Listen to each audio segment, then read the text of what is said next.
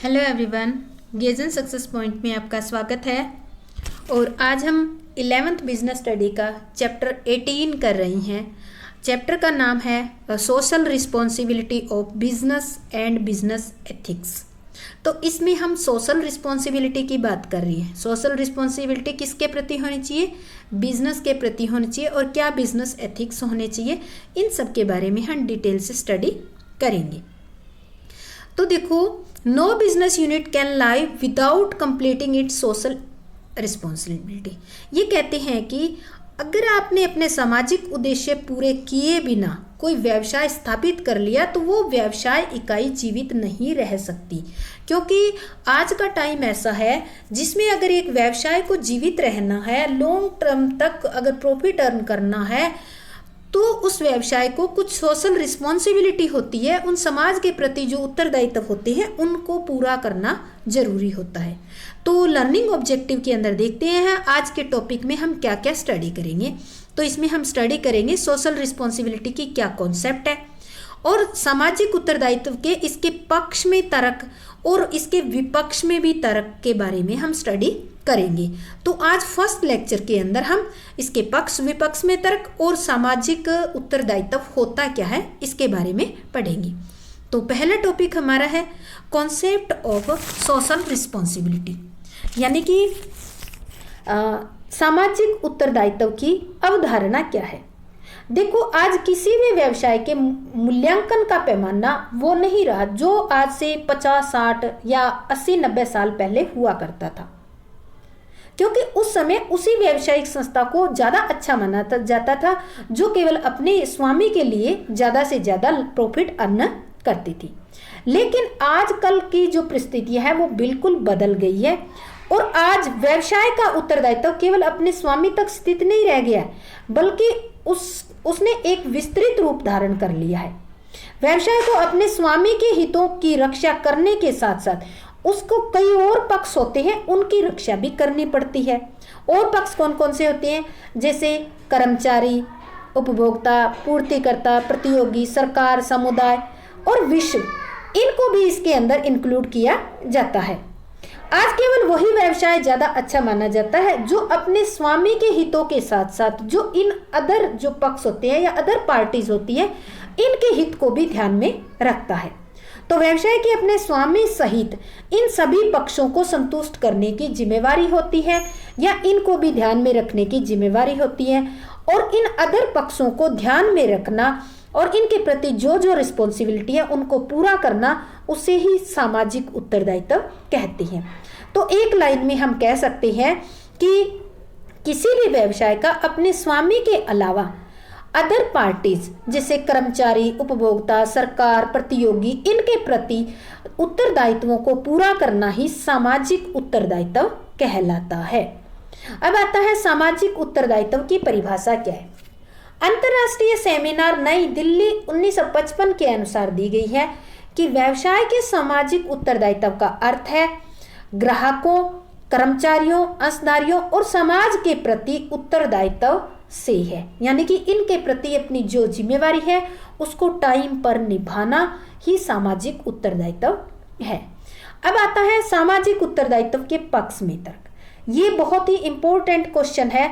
Mostly इस chapter में से क्वेश्चन आता है तो वो यही आता है कि सामाजिक उत्तरदायित्व के पक्ष में तर्क दीजिए और विपक्ष में। Case for social responsibility in favour कह सकते हो। तो इसमें देखो, इसके पक्ष में, यानी कि इसके पक्ष में देने का मतलब ये है कि आप ये मानते हो कि किसी भी व्यवसाय को समाज के प्रति कुछ जिम्मेवारियां हैं उनको पूरा करना चाहिए। अगर आप यस कहते हो कि हाँ, एक व्यवसाय के समाज के प्रति बहुत सारी जिम्मेवारी होती है जिनको पूरा करना चाहिए, हाँ, अगर हाँ कहते हो तो आपको सामाजिक उत्तरदायित्व के पक्ष में तर्क देने हैं। तो ये कौन कौन से तर्क है? सबसे पहला है व्यवसाय समाज का एक अंग होता है। Business is a part of the society. क्योंकि व्यावसायिक संस्थाओं का निर्माण कहाँ होता है? समाज में होता है। इसलिए सामाजिक आवश्यकता के प्रति इनका रुख जो है या इनका सकारात्मक रवैया होना चाहिए। व्यवसाय समाज की ही एक सब सिस्टम होता है और एक सब सिस्टम को मेन सिस्टम की भलाई के लिए पूरा पूरा योगदान देना चाहिए। या फिर हम कह सकते हैं कि व्यवसाय द्वारा लिए गए निर्णय केवल व्यवसाय की भलाई के लिए नहीं होने चाहिए। यानी कि एक बिजनेस के बारे में आप जो डिसीजन लेते हो वो केवल बिजनेस से रिलेटेड या बिजनेस की भलाई करने के लिए नहीं होने चाहिए, बल्कि जो आपकी मेन सिस्टम है, समाज है, समाज की भलाई के लिए। जैसे ग्राहक, समाज में कौन कौन होता है, ग्राहक हो गए, अंशधारी, कर्मचारी, इनकी भलाई को भी ध्यान में रखना चाहिए, जिससे पूरा समाज या एक कंप्लीट सिस्टम है उसका भला हो सके। जब एक सब सिस्टम अन्य सब सिस्टम्स के हित की बात सोचता है और दूसरे की मदद करता है तो इससे सबका कल्याण संभव होता है। तो हम मानते हैं कि हाँ, बिजनेस की समाज के प्रति रिस्पॉन्सिबिलिटी है, उसको पूरा करना चाहिए। सेकंड है सरकारी नियमों से बचाव, अवॉइडेंस गवर्नमेंट रेगुलेशन। यदि व्यवसाय के द्वारा सामाजिक उद्देश्यों की ओर कोई ध्यान नहीं दिया जाएगा तो व्यावसायिक पद्धति में सरकार को हस्तक्षेप करना पड़ता है।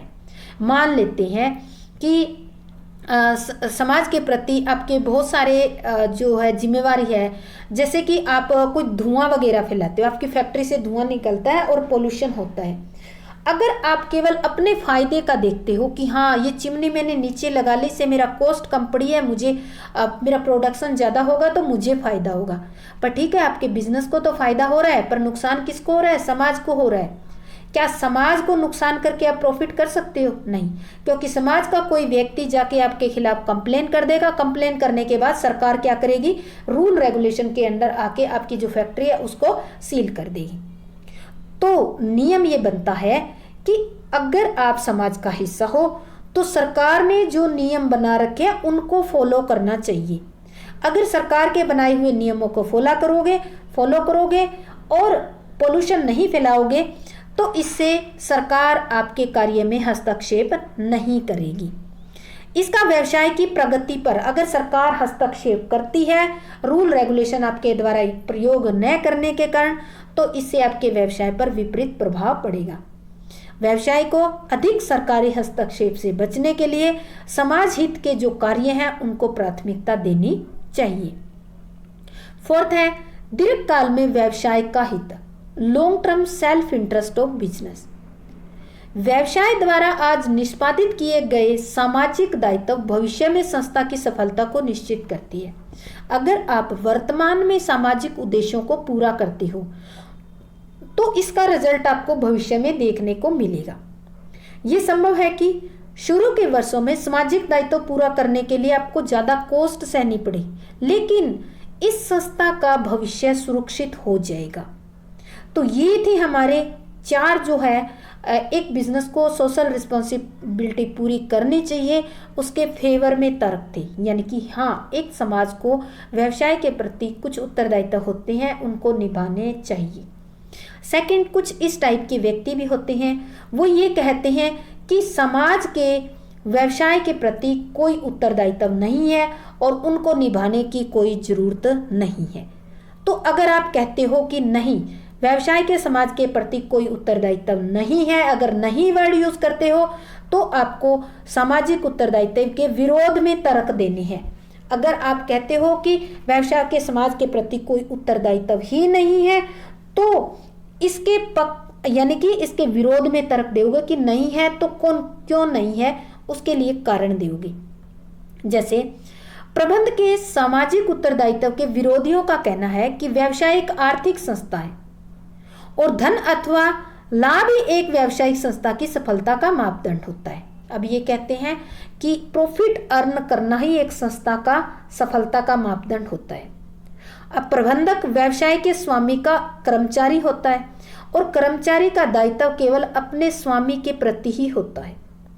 इस विचार के अनुसार प्रबंधक अपने स्वामी के लिए धन कमाने की मशीन माना जाता है और वह विचार निम्नलिखित तथ्यों से स्पष्ट करता है। ये कहता है कि व्यवसाय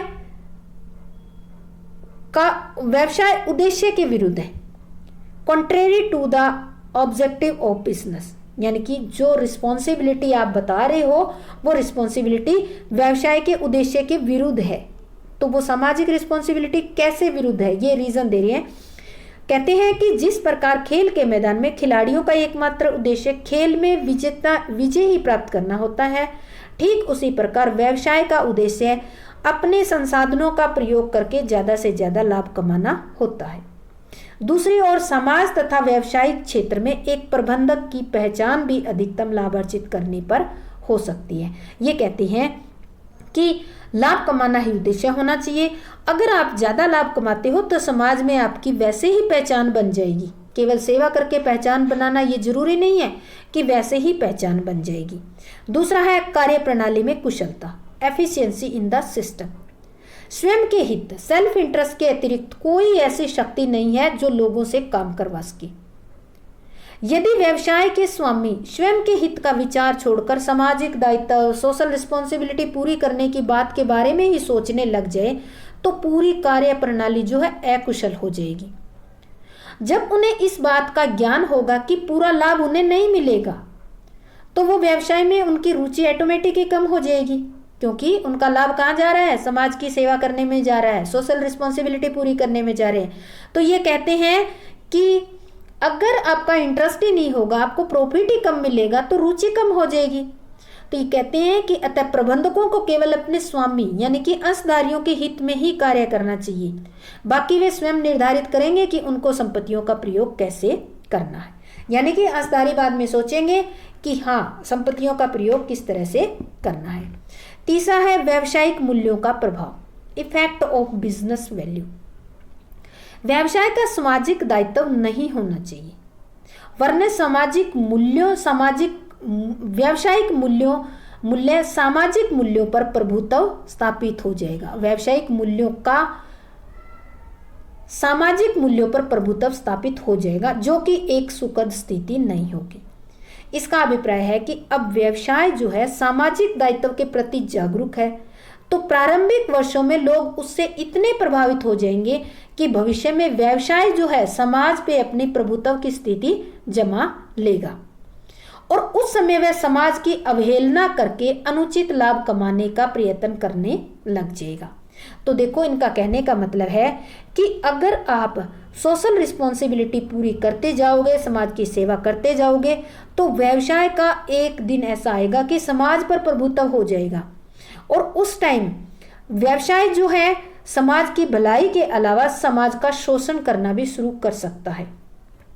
तो अनुचित लाभ कमा सकता है। अनुचित लाभ मतलब उनका अनुचित तरीके से लाभ कमा सकता है या शोषण कर सकता है। कोई भी रीजन दे सकता है कि इस एरिया में सोशल रिस्पॉन्सिबिलिटी यानी कि सेवाएं प्रदान कर रही हैं तो वहाँ ये कार्य बिजनेस जो व्यवसाय है वो कर सकता है। जब जब किसी एक बड़ी संस्था, चाहे वह धार्मिक हो, चाहे व्यावसायिक हो, सेना हो या अन्य कोई हो, ने समाज पर प्रभुत्व स्थापित किया ही किया है। और इसका जीता जागता उदाहरण आप दे सकते हो। 1600 ईस्वी में जो ईस्ट इंडिया कंपनी भारत आई थी, उसने धीरे धीरे क्या किया था, अपनी एक सोशल रिस्पॉन्सिबिलिटी निभाते निभाते उसने पूरे समाज यानी कि पूरे देश पर कब्जा कर लिया था, क्योंकि वो हमारे यहाँ के राजा महाराजा हैं, उनको फाइनेंशियल सपोर्ट करते थे और धीरे धीरे सपोर्ट करते करते उन्होंने पूरे समाज पर, देश पर ही कब्जा कर लिया। तब इसके परिणाम अच्छे नहीं निकलते और ये विचार किसने दिया है, थियोडोर लेविट के द्वारा ये विचार दिया गया है कि एक व्यवसाय को एक लिमिट में रहकर सोशल रिस्पॉन्सिबिलिटी पूरी करनी चाहिए। उसको सोशल रिस्पॉन्सिबिलिटी पूरी करते करते समाज पर अपना प्रभुत्व स्थापित नहीं करना चाहिए। तो ये हमारा आज फर्स्ट लेक्चर कंप्लीट होता है इसका।